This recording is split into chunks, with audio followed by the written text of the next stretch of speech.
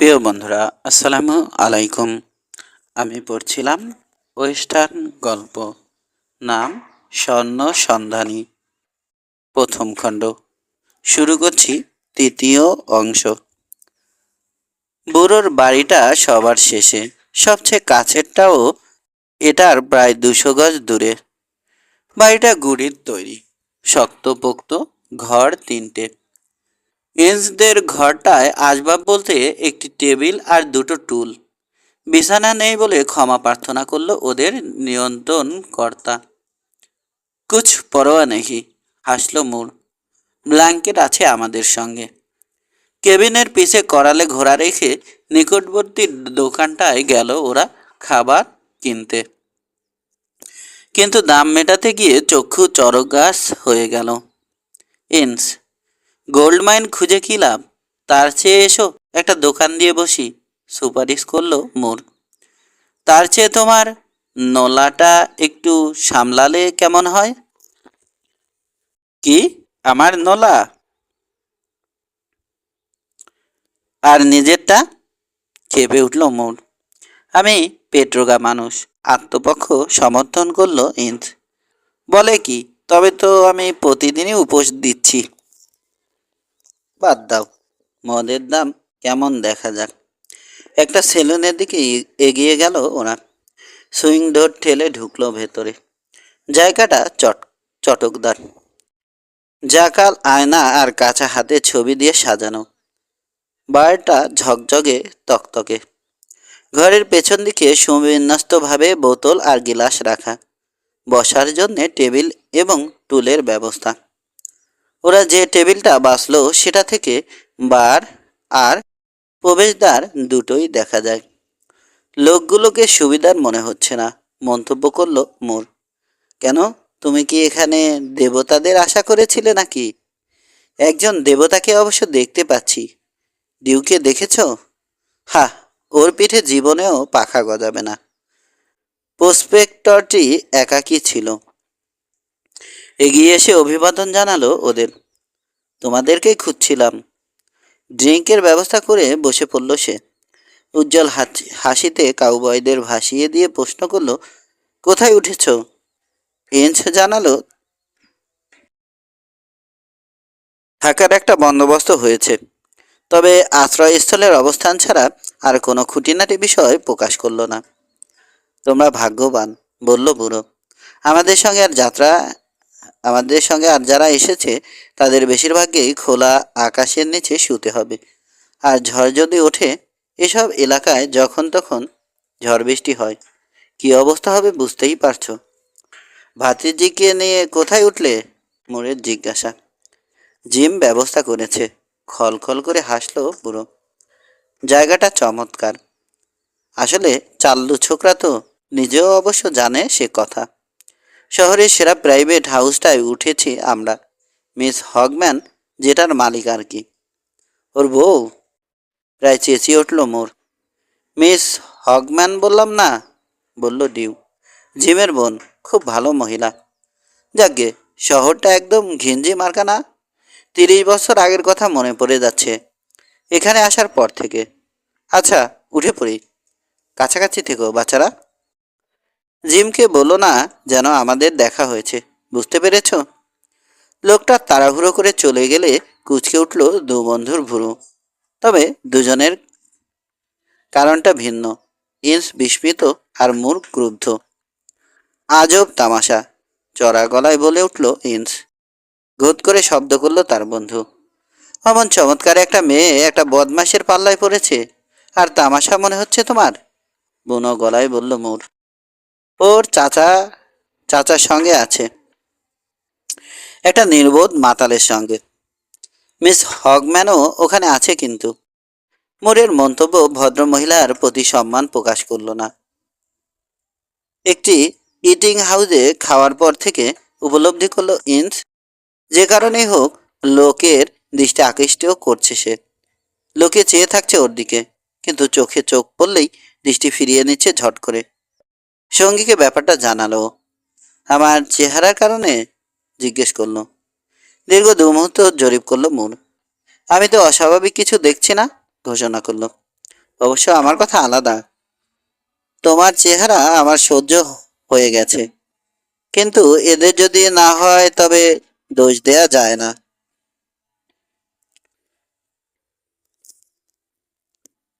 এ সময় তরুণ কিমের কণ্ঠ মোরকে রক্ষা করল পাল্টা আক্রমণ থেকে। এই যে কি খবর তোমাদের, বলল ছেলেটি। বোকার মতন হাসলো, কয়েকবারের চেষ্টায় সিগারেট ধরিয়ে চলে যাওয়ার জন্য ঘুরতে গিয়ে যোগ করলো, হগম্যানকে দেখলাম মিস ল্যাডের সঙ্গে হাত ধরাধরি করে যাচ্ছে। দুজনকে মানিয়েছে ও খুব। সে রাতে দেবদারুর ডালে তৈরি বিছানায় গড়াচ্ছে। এমনি সময় ঘরের ও প্রান্ত থেকে হালকা হাসির শব্দ কানে এলো ইনসের। অত খুশি কিসের, প্রশ্ন করলো ও। জবাব এলো না, তবে বৃদ্ধি পেল হাসির জোর। দুজনকে মানিয়েছে খুব, মৃদু গলায় বলল পাঞ্চার। মুহূর্তেই মুহূর্তে হাসি বন্ধ হয়ে গেল। অন্ধকারে মুচকি হেসে পাশ ফিরল ইঞ্চ, ডুব দিল ঘুমে। 6। ছোট্ট একটা গিরিখাত, পাইনার দেবদারু গাছের জটলা দুধারে একজন লাল শার্ট পরিহিত দাড়িওয়ালা লোক গভীর মনোযোগে খনন করছে। এখানে শীষ দিচ্ছে মনের আনন্দে। টের পেল না কখন অলক্ষ্যে এসে হাজির হয়েছে দুজন আগন্তুক। গলা শুনে ভুরু কুচকে ওদের দিকে চাইল লোকটি। দুজন কাউবয়। নিমেষে স্বাভাবিক হয়ে এলো মুখের ভাব। ইঞ্চের চোখকে পরিবর্তনটা এবং ঝোপের গায়ে ঠেস দিয়ে রাখা রাইফেলটা ফাঁকি দিতে পারেনি। লোকটা ওদের লাল চামড়া মনে করেছিল, আন্দাজ করলো। মর্নিং ফ্রেন্ড, বলল ইঞ্চ। তোমাকে বিরক্ত করার ইচ্ছে ছিল না, কিন্তু সোনালুটের খেলা কিছুই বুঝি না বলে ভাবলাম তোমাকে খেয়াল করি, কিছু শিখতে পারবো। স্যাডলের ক্যাটলে বাঁধা গাইতি, বেলচা আর প্যান এবার চোখে পড়ল লোকটির।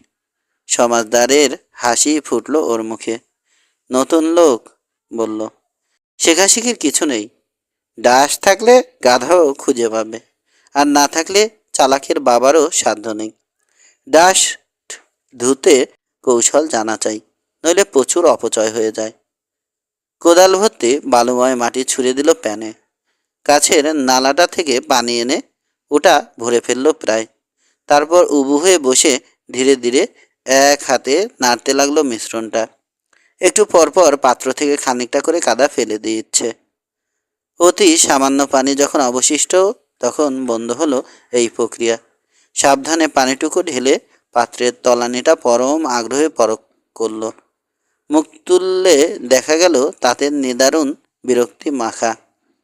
সোনা তো দূরের কথা, রংটাও নেই, বলল। কোনো চিহ্ন নেই মূল্যবান ধাতুর। এই হচ্ছে তরিকা। তবে আমার পরামর্শ চাইলে বলবো, এখানে ঘাম ঝরিও না, লাভ হবে না। লোকটির সৌভাগ্য কামনা করে এগিয়ে চলল ওরা। দৃষ্টিসীমার আড়ালে গিয়ে ইন্স বলল, ভালো দেখে একটা জায়গা বাছাই করো, একটু কপাল ঠুকে দেখি। ওই লোকটা না বলল এটা ফালতু জায়গা, প্রতিবাদ জানালো মোর। হ্যাঁ তো কি হলো, মৃদু হাসলো ইন্স। ও পাত্রটা মাটিতে নামায়নি, আর খুব সাবধান ছিল যাতে আমরা কিছু দেখতে না পাই। এটা বাজে জায়গায় যদি হবে, তো ওর এখানে পড়ে থাকার দরকার কি? গিরিখাতের একটি দেয়ালের সামান্য উপরে জায়গা নির্বাচন করলো ওরা। ঝোপঝাড়ে ছাওয়া বালিময় একটা স্থান। ওটার বুক চিরে বয়ে যাচ্ছে পরিষ্কার পানির একটা ধারা। ঘন্টার পর ঘন্টা খনন এবং ধোয়ার কাজে ব্যয় করেও হলদে ধাতুর একটি দানা আদায় করতে পারল না ওরা। শেষমেশ প্যান ফেলে দিয়ে গর্তের ফলে ক্ষতবিক্ষত এলাকাটা তীব্র চোখে নজর বোলালো মোর। পোড়া কপাল আমাদের, বলল খড় গলায়। তার চেয়ে এসো বড় দেখে দুটো গর্ত করে দুজনে ভিতরে ঢুকে পড়ি। এখন দেখলে ওই বেটা ঠিকই বলেছিল। এখন দেখলে ওই বেটা ঠিকই বলেছিল। একেবারে চেষ্টায় সবসময় গরুকে ফাঁস পরানো যায়, প্রবোধ দিল ইন্স। ওর দৃষ্টি কাগজ দূরে তীর থেকে হরকে পড়তে থাকা পানির রূপলি ফিতাটার দিকে। ফ্লিউমের কথা কখনো শুনেছ? ডাড ধোয়ার কাঠের পাত্র তো, বলল মোর। সোনা আটকাতে ওগুলোতে ক্রসবার থাকে, রিফ রিফল বলে লোকে, চিন্তিত সুরে বলল ওর বন্ধু।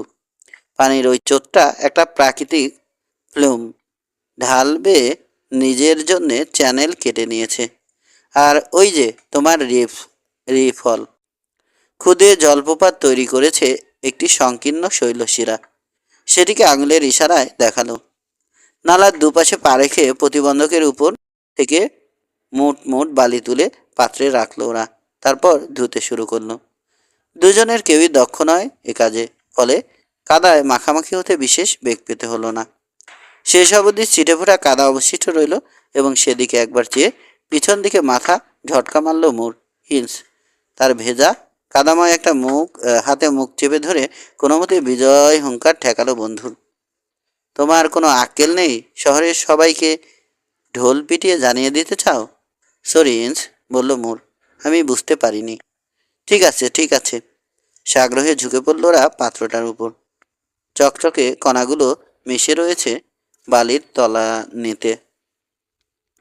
বারবার ধোয়ার ফলে অমসৃণ হলো বালি, বারবার ধোয়ার ফলে অপসিত হলো বালি, এবং অবশেষে পড়ে রইল হলদে ধাতুর খুদে একটা পিণ্ড। লালে লাল হতে পারবো না, বলল ইন্স, তবে খাওয়া পড়া জুটে যাবে। লেগে পড়ো। তাগাদার প্রয়োজন ছিল না।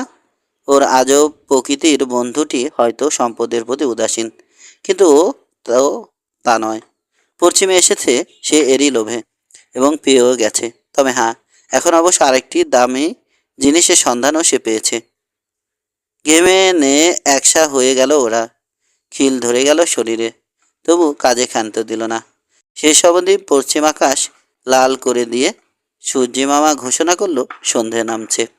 কিন্তু ইতিমধ্যে ওদের চামড়ার থলেটা যথেষ্ট ভার প্রাপ্ত হয়েছে, ফলে সেদিনের মতন ছুটি নিতে বাঁধল না। পিঠটা ভেঙেই গেছে মনে হচ্ছে, গুঙিয়ে উঠল ইন্স। অতি কষ্টে নিজেকে ওঠালো স্যাডলে।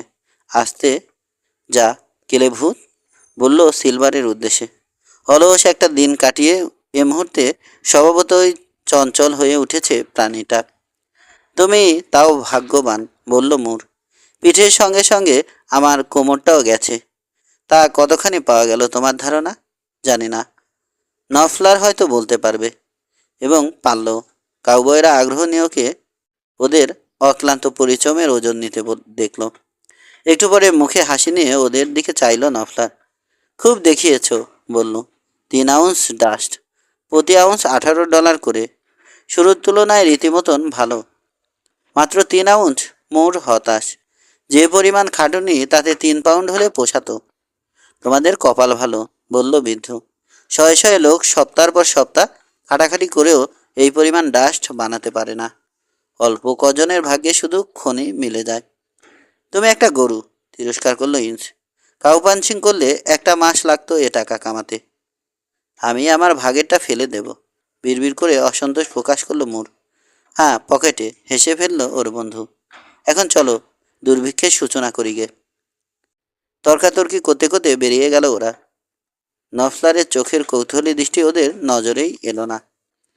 বিশ্বাস করা যায় না, আপন মনে বলে উঠল বুড়ো। মিস হগম্যানের আবাস সম্পর্কে ডিউয়ের বর্ণনা মিথ্যে নয়। সত্যি, এটি শহরের সেরা বাড়ি। রাস্তা থেকে সামান্য পেছনে চৌকো গুড়ি দিয়ে শক্তপোক্তভাবে তৈরি আসবাবপত্রের সাজানো দোতলা বাড়িটির অবস্থান। জিম হগম্যান পর্যন্ত বোনকে এজন্যে প্রশংসা করল। যার বাড়ি সে এটা তৈরি হতে না হতেই একটা পাইল পেয়ে চলে গেছে জানালো, তাই এত সস্তায় পেয়ে গেছি। জিমের গাঢ় চোখজোড়া মেয়েটির চোখে মুহূর্তের জন্য স্থির হলো। তারপর হাসি ফুটল লোকটির মুখে। জানতাম তোমার উপর ভরসা করা যায়, বোনকে বলল সে। তোমার নিজের বাসায় আসছি, এটা তো আগে বলনি। জিম, বলল ডিউ। ডে টু ডে কাজ আছে এখন, কোথাও না কোথাও থাকতে তো হবেই, তাই বোনকে পাঠিয়ে দিয়েছিলাম সব ব্যবস্থা করে রাখতে। আর নিজের বাসা যেহেতু আছে, বন্ধুরা অন্যখানে থাকবে কেন? বন্ধুদের ইতিমধ্যেই পরিচয় করিয়ে দিয়েছে সে বোনের সঙ্গে, এবং মিস হগম্যান তাদের গ্রহণও করছে সাদরে। মহিলা বেশ লম্বা, বয়স 30 ছুঁই ছুঁই, ডিম্বাকৃতি মুখ, লাল ঠোঁটে আর কালো চোখের সঙ্গে মানানসই কোকড়া চুল অদ্ভুত এক সৌন্দর্য দান করেছে ওকে। ওর চলাফেরার স্বচ্ছন্দ ভঙ্গি লরা ল্যাটকে চিতাবাঘের মতো কথা মনে করিয়ে দেয়। ওর নিচু ফ্যাসফ্যাসে কণ্ঠস্বর আরও বেশি প্রভাবিত করেছে ধারণাটিকে। জিম হগম্যান অবশ্য তখনও বাড়িটির প্রশংসায় পঞ্চমুখ। লোকটাকে দুহাতে টাকা ঢালতে হয়েছে এটার পেছনে, বলল সে। এসব আসবাব অক্স ওয়াগন ছাড়া এখানে আনা কিছুতেই সম্ভব নয়। তা বাড়িটি ও ছেড়ে দিল কেন? সুগঠিত কাজ ঝাঁকালো মিস হগম্যান। আসলে বাড়িওয়ালা লোকটা চলে যেতে চাইছিল এখান থেকে। আরেকজন বিরাট বড় মাইনার এই বাড়ির জন্য পোকার খেলার আমন্ত্রণ জানিয়েছিল ওকে।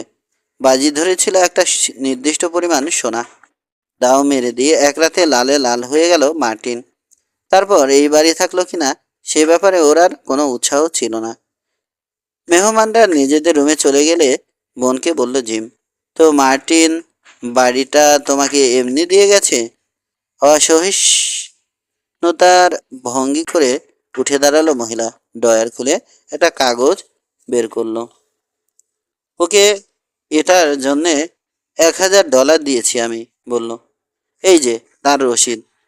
হগম্যানের কঠোর দৃষ্টি বিদ্ধ করলো বোনকে। শুধু এই? ঝলসে উঠল মহিলার কালো চোখ জোড়া। শুধু এই? পুনরাবৃত্তি করলো। লোকটা কেমন ছিল? কম বয়সী, দেখতে মন্দ নয়, 5 লাখের মালিক। গেলে না কেন? কুকড়ে গেল মহিলা। তারপর ঠান্ডা স্বরে বলল, সেটা আমার ব্যাপার। বুড়োটাকে আধ পাগলা মনে হলো। ও কি সত্যি সত্যি মেয়েটার চাচা নাকি? না, তবে মেয়েটা তাই ভাবছে, বলল জিম। বুড়োটা সোনার পাগল। খনিটা কোথায় তার মানে জানে না এ? হগম্যান অবস্থানের ব্যাখ্যা দিয়ে কথা শেষ করলে মহিলা তাচ্ছিল্যের সঙ্গে বলল, তুমি আধ পাগলাদের ভক্ত জানা ছিল না। ভোঁতা অস্ত্র প্রায়ই কাজে লাগে, বলল জিম। মেয়েটিকে সাবধান করলে কেন? কোনো ঝামেলা হয়েছিল? এখানে আসা 2 দিন পরে এক লোক রাস্তায় অপমান করেছিল আমাকে, একটা মাতাল মেক্সিকান। তারপর ওকে ছুরি মেরেছিলাম, শীতল স্বরে বলল মহিলা। এবং ভাইয়ের চেহারায় চিন্তার ভাঁজ দেখে জুলল, না কোনো সমস্যা হয়নি। ওর দাফনের খরচ দিয়ে দিয়েছে। আর এখানকার মোড়লদের কাছ থেকে সাহসের জন্য প্রশংসাও পেয়েছি। খচ্চরগুলো ধারণা খচ্চরগুলোর ধারণা আমার তুলনা নেই। ওর কণ্ঠস্বরের ঘৃণার কোনো খাদ পাওয়া গেল না। মাথা নেড়ে সন্তোষ প্রকাশ করলো হগম্যান। ভেরি গুড, বলল। ওই কাউবয়রা তোমাদের পেছন পেছন এসেছে? হ্যাঁ, কিন্তু সোনার পিছে ছুটতে গিয়ে ওরা আমাদের নিয়ে ভাবার সুযোগ পাবে না, আশ্বস্ত করলো জিম। তাছাড়া মোর ছোকরাটা আস্ত বোকা, তবে ইন্স লোকটা বিপজ্জনক হয়ে উঠতে পারে। সেক্ষেত্রে বোঝাপড়া করতে হবে। মেয়েটা কিন্তু সুন্দর, ভাইয়ের চোখে চোখ রেখে সহজ গলায় বলল ক্যাথি। জিম হগম্যান ফাঁদে পা দিল না। হতে পারে, হালকা সুরে জবাব দিল। বুদ্ধিমান লোক এ ধরনের মেয়ের উপর 1 মাসের মধ্যে বিরক্ত হয়ে পড়বে। কথাটা মানতে পারলাম না, পাল্টা বলল ক্যাথিন। যাক, ওর কপালে কি আছে এখনো ভেবে দেখিনি, দায়সারা জবাব এলো। জিম একটা ভুল করলো এখানে, কারণ ক্যাথি ভালো করেই জানে সমস্ত পরিকল্পনা আগে ভাগেই করা হয়ে যায় ওর। কাজেই মিথ্যেটা ধরতে কোনো অসুবিধা হলো না। এখানকার সবচাইতে প্রভাবশালী লোককে জোলাবাট, সবচাইতে চালু গ্যামলিং সেলুনের মালিক। এছাড়া বেশ কিছু মাইনার কাজ করে ওর হয়ে। সিধা লোক? আজকাল কোথাও আছে সেরকম কেউ? মুখ বাঁকা করে প্রশ্ন করলো ক্যাথি। তবে ওকে দিয়ে কাজ হবে তোমার। আমাকে পছন্দ করে ও, যোগ করলো ও। এই তো চাই, বলে উঠল জিম। আর কেউ? মিশেল টিগানা। জোলার ব্লু ভিউয়ের উল্টো দিকেই ওর পাড়ি ছেলুন। ফরাসি কানাডিয়ান, সৎলোক, মুচকি হাসলো। একটা দজ্জাল বউ আছে, আর আশ্চর্যের ব্যাপার সেটাকে ভালোবাসে। হিককও এখানকার মাথাদের একজন। ওয়াইল্ড বিল? প্রায় চেঁচিয়ে উঠল জিম। ও এখানে কি করছে? ও থাকলে অসুবিধা? কিছুটা তো বটেই। হিকক খাঁটি লোক হিসেবে পরিচিত, তাই বলে তো আর অমর না। ঝট করে ক্যাথির দিকে চাইলো জিম। মেয়েটি ওর মতনই আবেগহীন হলেও কোনো কোনো সময় ওর শীতলতা এমনকি জিমকেও চমকে দেয়। তা ঠিক, তবে লোকে বলে ওর কখনো মিস হয় না। যে কোনো সময় খুন হয়ে যাবেও, পেছন থেকে আসবে গুলিটা। ঠান্ডা গলায় ক্যাথি বলল। খাঁটি লোককে বোকা বানানো সোজা, কাউকে সন্দেহ করতে পারে না ওরা। নিজেদের মতন মনে করে সবাইকে। ওকে বোকা বানানোর চেষ্টা করতে না হলেই বাঁচি। বিদ্বেষপূর্ণ জবাব এলো জিমের। 7 জুন সপ্তাহ কেটে গেছে। কাউবয়দের সোনার মজুদ ধীরে হলেও বেড়ে চলেছে ক্রমাগত। বড় মুখে বলার মতন কিছু না, তবে খাওয়ার খরচ উঠে যায়। দিন দুয়েকের মধ্যে নালার প্রাকৃতিক বাধা নিঃশেষ হয়ে গেলে অপরদিকে কাজ আরম্ভ করেছে ওরা। আমরা যে ডাস্ট পেয়েছিলাম সেটা ধুয়ে নেমে গিয়েছিল, বলল ইন্স। হয়তো অমন আরও পাবো। আরও বেশ অনেকখানি রয়েছে ওখানে, তবে ওটুকু পেতে প্রাণপাত করতে হচ্ছে। এই কাজে কোনো মজা নেই, অভিযোগ করল মুর। টাকা কামিয়ে লাভ কি? খরচ করব কখন? প্রচণ্ড পরিশ্রমের পরে ঘরে ফিরে কোনো মতে নাকে মুখে কিছু গুজেই বিছানায় আছড়ে পড়ে ওরা। ডেডুট ওদের টিকিটিরও দেখা পায় না। এটাই অবশ্য মুরের প্রথম ইঙ্গিত নয়, এবং ইন্স বোঝে আমোদ ফুর্তির ইচ্ছেটাও প্রধান কারণ নয়। একটা দিন ছুটি আমাদের প্রাপ্য, বলল। আজ রাতে শহরে একটু ঢুঁ মারতে যাব। সন্ধে ওদেরকে দেখা গেল জনতার ভিড়ে ফুটপাতে। আশপাশের মানুষ জড়ানো স্বরে পরস্পরকে স্বাগত জানাচ্ছে। হেরে গলায় গান গাইছে, এ ওর গায়ে গুঁতো দিচ্ছে। সেলুনগুলোয় ঢুকছে বা বেরোচ্ছে। ওরা মিশে গেল সবার সঙ্গে। ইন্সের আবারও একটা অদ্ভুত অভিজ্ঞতা হলো। এক পানত্ত মাইনার টলতে টলতে বেরিয়ে এলো একটা সেলুন থেকে। ওর গায়ে ধাক্কা খেয়ে পড়ে গেল মাটিতে। মুখ খিস্তি করে নিজেকে টেনে তুলল লোকটা। পিস্তল হাতড়াচ্ছে এমন সময় সেলুনের সুইং ডোরের ফাঁক গলে আসা এক চিলতে আলোয় উজ্জ্বল হয়ে উঠল ইন্সের মুখ। লোকটা তাই দেখে নিমেষে হাত সরালো পিস্তল থেকে। বিড়বিড়ে ক্ষমা প্রার্থনা করে উল্টো দিকে পা বাড়ালো। এ ধরনের ঘটনা এর আগেও অনেকবার ঘটেছে ইন্সের জীবনে, কিন্তু এর কারণ কখনোই বুঝে পায়নি ও। সঙ্গীর দিকে অবাক বিস্ময়ে চেয়ে রইল ইন্স। এটার মানেটা কি? জিজ্ঞেস করলো। লোকটা আমাকে চালনি বানাতে গিয়ে চেহারা দেখেই পালালো। খোঁজানোর এমন সুযোগ হতছাড়া করবে কেন মুর? তোমার বিষয় দেখে আমি নিজেই অবাক হচ্ছি। দাঁত বার করে হাসলো। কখনো আয়না দেখো না তুমি? তোমার ওই চেহারা দেখলে গ্রিজলি ভাল্লুকও লেজ গুটিয়ে পালাবে। বাকোয়াজ বন্ধ করো, কৃত্রিম ধমক দিল ইন্স। চলো ভেতরে যাই। হ্যাট দিয়ে ভালো মতো মুখটা ঢেকে নাও, নইলে আবার হুড়োহুড়ি পড়ে যাবে, বলল মোর। পারি সেলুন লোকে লোকারণ্য। পুরুষই বেশি, তবে বেশ কিছু মহিলাও রয়েছে বিভিন্ন বয়সের। জমকালো পোশাক পরিহিতা, তাদের পুরুষ সঙ্গীদের সঙ্গে মদ পান করে জুয়া খেলে আর হাসে রং চর্চিত ঠোঁটে। চোখ দিয়ে কখনোই নয়। লম্বা বারটির সামনে ফ্লোরের অর্ধেক জুড়ে জুয়ার আসর বসেছে। একটি রুলেট বোর্ড প্রধানত টানছে সবাইকে। বাকি অংশটুকুতে যথারীতি টেবিল চেয়ার সাজানো। ওগুলোর মধ্য দিয়ে জায়গা করে নিয়ে বারের কাছে পৌঁছালো কাউবয় দুজন, এবং মুহূর্তে একজন বেটে মতন সপ্রতিভ লোক উঠে দাঁড়ালো। জেন্টলম্যান, আপনাদের স্বাগত জানাচ্ছি, বলল। আমি গরুদের সঙ্গে ছিলাম। হ্যাঁ ছিলাম স্যার। আমি মিশেল টিগানা। কানাডার সীমান্তে যখন ক্রুস্টির বাবুর্চি ছিলাম।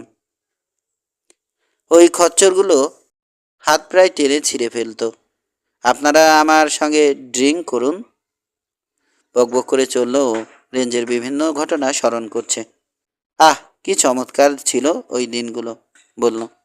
মাঝে মধ্যে দুঃখ হয়, কিন্তু পুরুষ মানুষের এক জায়গায় পড়ে থাকলে কি চলে? তবে তো কি বলে, জং জং ধরে যাবে। পাল্টা আতিথেয়তার পর ইন্স বলল, ওদের এখন যেতে হবে, একজনকে খুঁজছে ওরা। ঝুলে পড়ল বেটে লোকটির চোয়াল। কি করেছে সে? হেসে ফেলল ইন্স। ও আমাদের বন্ধু। ঠিকানাও হেসে উঠল। ভুল হয়ে গেছে। যাক, তাও ভালো। এসব জায়গায় একজন আরেকজনকে খোঁজার অর্থ গন্ডগোল আছে। আবার আসবে তো? নিশ্চয়, খোলা মনে জানালো ইন্স।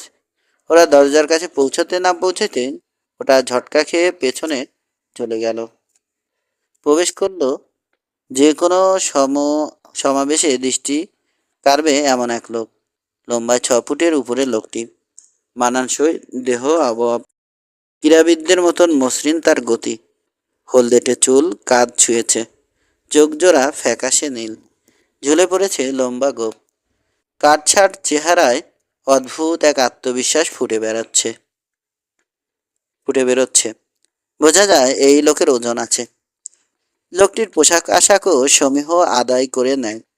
গাঢ় রঙের লম্বা ঝুলের কাটা কোট, পায়ের কাছে সরু হয়ে আসা চওড়া ট্রাউজার, রংচট্টে ভেস্ট, হাই হিল বুট আর বয়েল শার্টের সঙ্গে নীলরঙা চিকন টাই তার পরনে।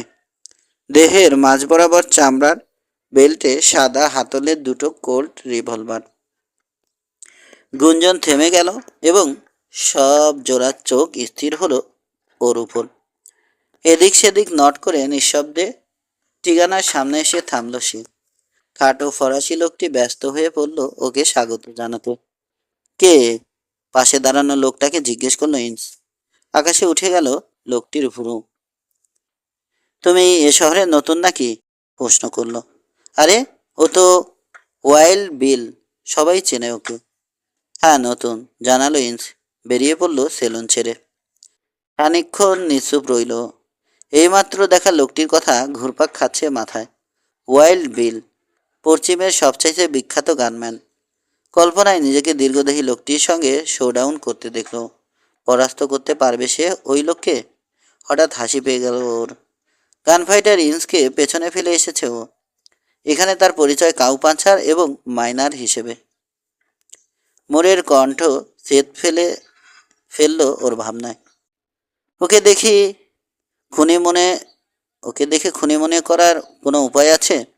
একদম সাধারণ মানুষের মতন দেখতে। এটাই তো স্বাভাবিক। আত্মরক্ষার কারণে খুন করলেই সেই লোক সবার চেয়ে আলাদা হয়ে গেল এমন মনে করার কোনো কারণ নেই। কাট্টা খোট্টা জবাব দিল ইন্স। অস্বাভাবিক তিক্ত শোনালো ওর কণ্ঠ। ঠিকই বলেছ, বলে প্রসঙ্গ পাল্টালো মোর। আচ্ছা, ওই সেলুনওয়ালা আমাদের দেখে অত খুশি হয়ে গেল কেন? কিছু বুঝতে পারলে? এক ক্যাটলম্যান আরেকজনের দেখা পেলে সবসময় খুশি হয়, বলল তার বন্ধু। আমার ধারণা লোকটা ভালো। ওই যে আরেকটা জয়েন্ট। চলো ভেতরে যাই, দেখি আর কাউকে ভয় পাওয়াতে পারি কিনা। ব্লু ভিউ, উল্টো দিকের সেলুনটির মতন এটিও একই ধরনের খদ্দেরের জমজমাট, তবে এটি অপেক্ষাকৃত বড় এবং জমকালো। ঘরটা ঠাসাঠাসি হলেও বারে পৌঁছাতে বেগ পেতে হলো না ওদের। লোকজন সাগ্রহে পথ ছেড়ে দিল। ইন্স ফের উপলব্ধি করলো সে লোকের চোখ টানছে, আসছে মোর। তুমি ওয়াইল্ড বিলের চেয়ে কম না বাবা, বলল। বাজে কথা ছাড়ো, মৃদু ধমক দিল ইন্স। হগম্যান আর দেবদূত বেশ বন্ধু বান্ধব জুটিয়ে ফেলেছে দেখা যাচ্ছে। দূর প্রান্তে টেবিলে বসা ওরা, সঙ্গে আরও কয়েকজন। তবে সোনালি চুলো মোটাসোটা এক লোক নজর কেড়ে নিল। জাকাল জাকালো পোশাক তার পরনে। ভেস্ট থেকে ঝুলছে সোনার তৈরি ভারী একটা ওয়াশ গার্ড। গল্পে মশগুল থাকলেও লোকটির কুতকুতে চোখজোড়া ঘুরে বেড়াচ্ছে ঘরময়। দেখে নিচ্ছে কোথায় কী ঘটছে। খুব সম্ভব জোলা বার্ড এই সেলুনের মালিক, জানালো ইন্স। অন্যদের চিনতে পারছি না, তবে মনে হচ্ছে কেউই ফেলনা লোক নয়। হগম্যান সময় নষ্ট করার বান্দা নয়, জাল পেতে ফেলেছে। রুলেট টেবিলের কাছে সহজেই চলে এলো ওরা, প্রচুর সংখ্যক জুয়ারি থাকা সত্ত্বেও। নিতান্ত অযত্নে কয়েকবার ছুটতেই $40 জিতে গেল ইন্স এবং সঙ্গীকে অবাক করে দিয়ে টাকাটা ভাঙিয়ে ফিরতে পথ ধরল। কিন্তু ভাগ্য তো তোমাকে ফেভার করছিল, প্রতিবাদ জানালো মোর। তখনই থেমে পড়ার নিয়ম। কঠোর চেহারার আদমাতালদের কেউ কেউ বিদ্রুপ ছুড়ে দেবে, নিশ্চিত ছিল ইন্স। কিন্তু কেউ শ্রাগ অবধি করল না। শহরটাকে তুমি বশ করে ফেলেছ, বলল মোর, হাসি চাপল। ডিউ কোথায়, কোনো ধারণা আছে? বাইরে দেখা হলে ওদেরকে আন্তরিক অভিবাদন জানালো লোকটা। মদে চুর হয়ে আছে, কিন্তু কথাবার্তা বা চলাফেরায় তার কোনো ছাপ নেই। ডিউ অহংকার করে বলে সবাইকে, পেছনের দাঁতগুলো ডুবে না যাওয়া স্তক সে মাতাল হয় না। জিম এদিকে, জিজ্ঞেস করলো বুড়ো। তার আগেই অবশ্য মোর জেনে নিয়েছে লরা ভালো আছে। ভেতরে সঙ্গে বার্ড আর আরও কাকে কাকে যেন দেখলাম, বলল ইন্স। মাথা নাড়ল ডিউ। চালাক লোক এই জিম, বলল। কদিন পরেই দেখবে এ শহর ওর কথায় ওঠবোস করছে। তবে ওর এখনই সাবধান হওয়া উচিত। যে হারে খুন ডাকাতি বেড়ে চলেছে। খনি খুঁজে পেলে ডিউ? মোর প্রশ্ন করল। না, আর নিরাপত্তার ব্যবস্থা না হলে খুঁজতে যাচ্ছিও না। ওটা তো আর পালিয়ে যাচ্ছে না। অত ব্যস্ততা কিসের? আর কেউ হয়তো দখল করে নেবে, নাসরের মতন, বলল মোর। মনে হয় না। তবে যদি নেয়, তবে আরেকটা বাগাতেও দেরি হবে না আমার। সোনা কিভাবে কিভাবে যেন পেয়েই যাই আমি, গন্ধ টের পাই। বুনো হাসি ছেড়ে দরজা খুলে সেলুনের সেলুনে ফিরে ফিসফিস করে বলল, কাছে পিঠে থেকো কিন্তু। অদৃশ্য হয়ে গেল। আজ তো পাগল একটা, রায় দিল মোর। আমি অতখানি নিশ্চিত নই, বলল তার বন্ধু। কদিন পরের কথা। স্টোর থেকে খাবার কিনে ফিরছে ইন্স। একজন শীর্ণকায় লোক পথ আটকালো ওর। একে বুলুভিয়ে হগম্যানের সঙ্গে দেখেছ? মিস্টার ইন্স, আপনার সঙ্গে একটু কথা ছিল। লোকটা পা ঘষটে কাছের একটি ড্রাইভের দিকে চোরাচাউনি হানল। খোলামেলা জায়গায় কথা বলতে চায় না, পরিষ্কার বোঝা গেল। এবং ইন্স সিদ্ধান্ত নিল সে আড়ালে যাবে না। আমার সঙ্গে হাঁটতে হাঁটতে যা বলার বলতে পারো। তোমার নামটা কিন্তু জানি না। ডেনিশ, জবাব দিল লোকটা এবং তরবর করে বলল, বিল হিকককে চেনো? ও কিন্তু তোমাকে পছন্দ করে না। করার কোনো কারণে নেই, কখনো পরিচয় হয়নি। তা হতে পারে, কিন্তু ও বলছে তোমাকে এক হাত দেখে নেবে। আমি নিজের কানে শুনেছি, আরও অনেকে শুনেছে। অদ্ভুত বক্তব্যটা নিজের মনে উল্টো উল্টে পাল্টে বিচার করে বলল ইন্স। ওর রাগের কারণটা কি? কোনো কারণ নেই, জবাব এলো। বড় বড় গানম্যানদের তো চেনই, নিজের এলাকায় আর কাউকে মস্তানি করতে দেবে না, খেয়াল আর কি। কিন্তু সবাইকে ছেড়ে আমাকে কেন? আমি কোনো মস্তানি করেছি বলে তো মনে পড়ছে না। ও আসলে ভয় পেয়েছে। তুমি তো হাসছি, তাই না? ওয়াইল্ড বিলের বুলেট খেয়ে যেন থমকে গেল পাঞ্চার। কিন্তু মুহূর্তে ইস্পাত সম চাউ এগিয়ে এলো ওর সাহায্যে। হাসটি? বিদ্রুপ ছড়ল ওর কণ্ঠে। এমন বোকার মতন ধারণা হলো কেন তোমার? কেন, সবাই তো জানে, সংক্ষিপ্ত উত্তর ডেনিসের। নবসারকে যখন বাঁচালে তখন তোমার বন্ধুই তো মস্তানদের বলেছে। কুয়াশা কিছুটা হলেও কাটলো এবার। মোর জানলো কিভাবে? হ্যাসটি তার অতীতের কথা ঘুণাক্ষরেও কখনো তোলেনি। পাশের লোকটির দিকে তাকালো। আমার বন্ধু মজা করছিল, ওর স্বভাবই ওই। তেতো হাসলো ডেনিস। ছেলেগুলো সেটা জানতে পারলে জীবনে আর মজা করার সুযোগ পাবে না ও। আর তোমার কাছে টাকা পেলে পাওনা এখনই বুঝে নিতাম আমি। কথাগুলোর উপরে জোর দিল লোকটা। হ্যাসটি জানে কথাটা সত্যি। যার লোককে কোনোদিনই ক্ষমা করবে না শহরবাসী। তো তুমি আমাকে সাবধান করতে এসেছো? আমার ভালো চাও? হ্যাঁ হ্যাঁ, সাবধান করতে এসেছি, বলল লোকটা। সে সঙ্গে একটা লোভনীয় প্রস্তাবও দিচ্ছি। ডেডউডের মাথাদের কাছে হিককের কোনো মূল্য নেই। ওকে সরিয়ে দাও, তোমার যেভাবে ইচ্ছে। $1000 পাবে, আর ওটা নিয়ে দূর হয়ে যাবে এখান থেকে। কি বুঝলে? মুঠো দীর্ঘ হয়ে গেল কাউবয়ের। কিন্তু রাগ সামলে ঠান্ডা সুরে শোধালো, এই মাথাগুলো কারা? বলবো না। প্রত্যাশিত উত্তরই এলো, কাজ করে দাও। আমার শ্যাকে টাকা রেডি থাকবে। চারধারে নজর বুলালো কাউ পাঞ্চার, কোথাও কেউ নেই। এবং ওরা নফলারের কেবিনের কাছে পৌঁছেও গেছে প্রায়। থাবা মেরে লোকটার গলা চেপে ধরল, শালা ছুঁচো কোথাকার, গর্জে উঠল চাপা স্বরে। ঝাঁকুনি দিয়ে দাঁতে দাঁত বাড়ি খাইয়ে ছাড়ল। আমাকে ভাড়াটে খুনিয়ে ভেবেছিস? তোকে দরকার না থাকলে ঘরটা ভেঙে দিতাম। যা, তোর বাপদের কাছে গিয়ে বল ওদের এখানে আসতে। একটা একটা করে সব কটাকে খুন করব বিনা পয়সায়। প্রবল এক গলা ধাক্কা দিয়ে ধুলোয় আশ্রয় ফেলল সে প্রায় অচেতন লোকটিকে। তারপর লম্বা লম্বা পা ফেলে চলে গেল দৃষ্টিসীমার আড়ালে। কেবিনে ঢোকার পর ওর ভ্রুকুঞ্চিত চেহারা দেখে মোর বুঝল কোনো গোলমাল হয়েছে। মারামারি করে এসেছো? না, তীব্র কণ্ঠে জবাব দিল ইঞ্চ। ওই মস্তান ছোকরাটাকে কেন বলেছ আমি অ্যাশটি? হাসতে গিয়ে মন পরিবর্তন করলো মোর। নামটা শুনতে এই কেমন সুরসুরিয়ে কেটে পড়লো দেখনি? ব্যাখ্যা করলো। কিন্তু ও যে ফাটাতে যাবে সেটা জানতাম না। যাকে আমি তো মনে করি আমাদের জন্যে ভালোই হয়েছে। খুব খারাপ হয়েছে। হ্যাশটির নাম ভাঙাতে গেলে কেন? ওর নামটা জানা ছিল, টেক্সাসের আউটল, আর এদিকে তার আসার সম্ভাবনা নেই। তাই কেন ও আছে? কেন ও আছে নাকি এখানে? আছে, সংক্ষিপ্ত জবাব দিল হ্যাশটি। ছেলেটির মুখ কাগজের মতন সাদা হয়ে গেল, মস্করা করতে গিয়ে মারা পড়ার আশঙ্কায়। আমি দুঃখিত বন্ধু, গুঙিয়ে উঠল। দক্ষিণ পশ্চিমে ওর মতন আর কেউ সোর তুলতে পারেনি।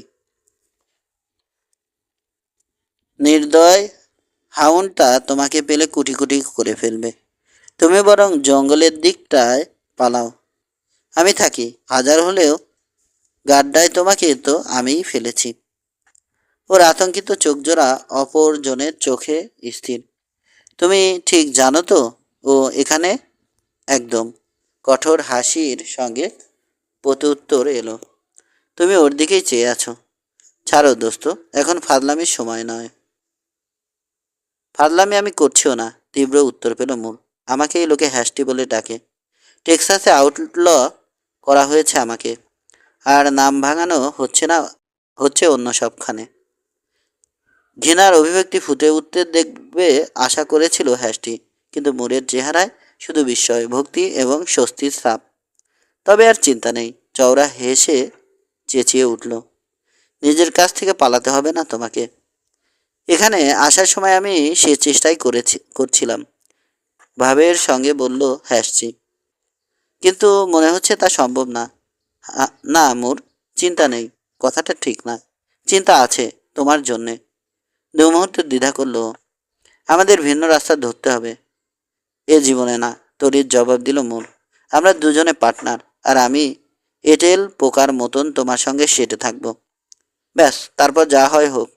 মাথা নাড়ল হ্যাশটি, কিন্তু ছেলেটির আকুতি লক্ষ্য করে আর আপত্তি করল না। পরিচয় জেনে যাওয়ার পরও ওর প্রতি মনের দুর্বলতা, বন্ধুত্বপূর্ণ মনোভাব অনেকখানি সান্ত্বনা পেল হ্যাশটি। কার সঙ্গে তুমি দোস্তি পাতিয়েছ সেটা তোমার জানা থাকা দরকার, বলল হ্যাশটি। তারপর ভাগ্য কিভাবে বিড়ম্বনা করেছে ওর সঙ্গে তার একটা সংক্ষিপ্ত বিবরণ দিল। মোর বুধ হয়ে শুনল একজন মরণাপন্ন লোককে কথা দেওয়ার গল্প। ফলশ্রুতিতে দুজন বদমাশকে তন্ন তন্ন করে খোঁজা এবং মিথ্যে অভিযোগে একজন যুবকের পশ্চিমে পালিয়ে বেড়ানোর রোমাঞ্চকর অভিজ্ঞতার কথা, যার মাথার দাম ঘোষণা করা হয়েছে আর যার বিরুদ্ধে সবাই তৎপর। এসব কথার সূত্র ধরেই ডেনিসের সঙ্গে হ্যাশটির মোলাকাতের প্রসঙ্গ উঠল। শালা কুত্তা, ফেটে পড়ল মোর। ওর ঘাটটা ভেঙে দিলে না কেন? তার দরকার পড়েনি, বলল হ্যাশটি। যা বলার মুখে বলে দিয়েছি। যাদের সম্বন্ধে বলেছি তাদের কথাগুলো পছন্দ হবে না। হিকক সত্যি তোমার পেছনে লেগেছে মনে করো? কে জানে, তবে আমার মনে হয় না ও ওই ধরনের মানসিকতার লোক। আমি শুনেছি বাধ্য করা না হলে কখনো ড্র করে না ও। কিন্তু ওকে যদি কেউ বলে থাকে আমি এসেছি ওকে খতম করতে, তবে হয়তো সত্যি সত্যি ক্ষেপে আছে। সেজন্যই কাল সকালে ওর সঙ্গে দেখা করতে যাব। এক লাফে উঠে দাঁড়ালো মোর। পাগল নাকি তুমি? চেঁচিয়ে উঠেছে। তোমাকে দেখলেই তো শুইয়ে দেবে। আমি যাচ্ছি তোমার সঙ্গে। তুমি এখানে থাকছো নিশ্চিত? উত্তরটা এলো। আমি 2 ঘন্টার মধ্যে না ফিরলে তোমাকে দাফনের ব্যবস্থা করতে হবে না? দুটো কবর খুঁড়তে হবে সেক্ষেত্রে, হিংস্র গলায় বলল মোর। বিল হিকক 6 ফুটারের জাদুকর হতে পারে, কিন্তু পেছন থেকে গুলি ভর্তি বাকশট কোনো গোলমাল হবে না, দেখো। বাধা দিল হ্যাস্টি। ও ভালো লোক, আমি বলছি তোমাকে। কিন্তু মোর অতটা আত্মবিশ্বাসী হতে পারল না এবং মুখ কালো করে বন্ধুকে পরদিন সকালে বেরিয়ে যেতে দেখলো। দোরগোড়ায় দাঁড়িয়ে ওকে অলস ভঙ্গিতে সিগারেট টানতে দেখলো নফসার। ছুটি কাটাচ্ছ? শহরে কাজে গেছে ইঞ্চ, বলল মোর, এবং তারপর চুপ থাকতে না পেরে জানালো হিককের সঙ্গে দেখা করতে গেছে। উদ্বেগ প্রকাশ পেল বৃদ্ধের চেহারায়। খুব খারাপ কথা, বলল। ওয়াইল্ড বিলকে আজ অবধি ড্রতে কেউ হারাতে পারেনি। হ্যাস্টিও পারবে কিনা সন্দেহ আছে। তুমি চেনো ওকে? গোটা ডেডুড চেনে, বলল বুড়ো। বিশ্বাস করতে কষ্ট হচ্ছিল প্রথমটায়। ওকে তো অমন বেপরোয়া দেখায় না। ও আসলে ওরকম নয় তো। সাগ্রহে বলল মোর। কাল রাতে শোনা ঘটনাবলীর কিছু কিছু জানালো। বোদ্ধার মতন মাথা নাড়ল বৃদ্ধ। ভাগ্য কারো কারো সঙ্গে খেলা করতে ভালোবাসে, বলল। ভয় পেও না, যত বদনামি থাকুক হিকক কষাই না। সব দেখবে ঠিক আছে। ওরা দুজনেই মনের দিক দিয়ে সুস্থ, কাজেই চিন্তার কিছু নেই। 8। একটা সাদামাঠা লগ হ্যাট দাঁড়িয়ে আছে অন্যগুলোর চাইতে বিচ্ছিন্ন হয়ে। একজন মাইনার ওটার মালিক, বিখ্যাত গানম্যানটি থাকে ওখানে। দরজার কাছে ওকে বসে থাকতে দেখলো হ্যাস্টি। সিল্কের রুমাল দিয়ে পালিশ করছে একটা পিস্তল। হিকক তার অস্ত্রের ব্যাপারে স্বাভাবিকভাবেই অত্যন্ত সচেতন। ওগুলোর কার্যক্ষমতার উপর প্রতি মুহূর্তে নির্ভর করছে ওর জীবন। অশ্বারুদ্ধ লোকটি নামলে মুখ তুলে চাইল সে। লাগাম ছুঁড়ে ওর দিকে ধীর পায়ে এগিয়ে আসছে আগন্তুক।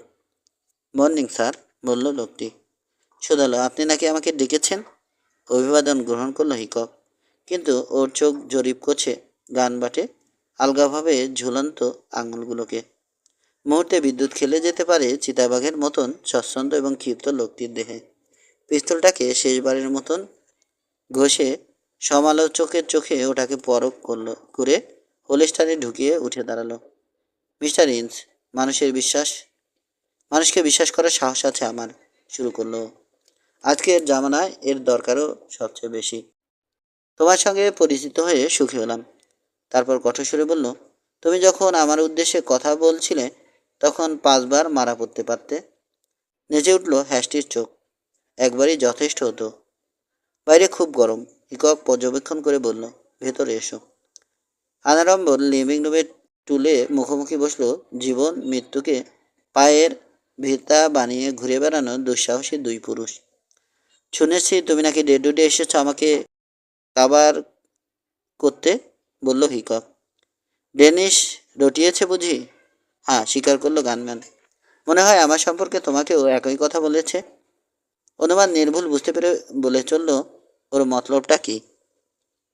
ও হুকুমের দাস, বলল পাঞ্চার। আমাকে $1000 লোভ দেখাচ্ছিল। $1000? নরম কণ্ঠে পুনরাবৃত্তি করলো হিকক। আমাদের দুজনের জন্যই সেটা তেমন কিছু না। কাজটার জন্যে আরও অনেক বেশি অফার করা উচিত ছিল। তা তোমার প্রত্যাখ্যানে ও খুব ক্ষেপে গেছে নিশ্চয়, হাসলো হ্যাস্টি। তা তো বটেই, স্বীকার করলো, কাঁপতে কাঁপতে অস্থির একেবারে। হিকক হাসলো। তারপর চিন্তার ছাপ ফুটল ওর চেহারায়। আমি ওকে নিয়ে ভাবি না, ওকে ব্যবহার করা হয়েছে শুধু, বলল। পেছনে কার হাত আছে সেটা জানা দরকার।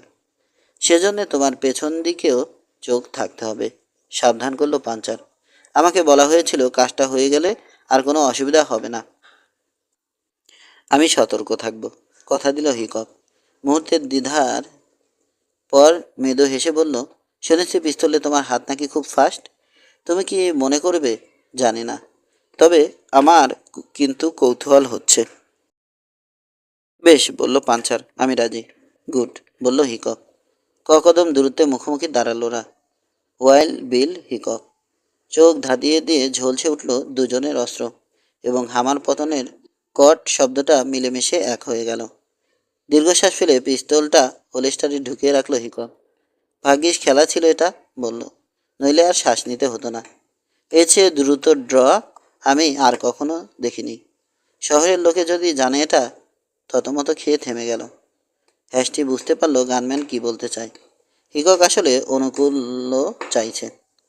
আমি ঢোল পেটাই না, বলল হ্যাশটি। আর তাছাড়া আমার কপাল ভালো বলতে হবে। 5 বারের মধ্যে 4 বারই তুমি আমাকে পেরে ফেলতে পারবে। মাথা নাড়ল হিকক। কখনো আমার সাহায্যের দরকার হলে জানাবে, কোনো দ্বিধা করবে না, বলল। আমাকে এখানে অথবা ঠিকানার ওখানে পাবে। ও ভালো লোক, ওকে বিশ্বাস করতে পারো। কালো ঘোড়ায় চেপে আগন্তুককে রাস্তায় নামতে দেখল ও। এমন না যে আমি বুড়ো হয়ে যাচ্ছি, আপন মনে বলল। তার সমকক্ষ একজন আছে, এ ভাবনাটা ক্রমাগত চক্কর দিচ্ছে ওর মাথায়।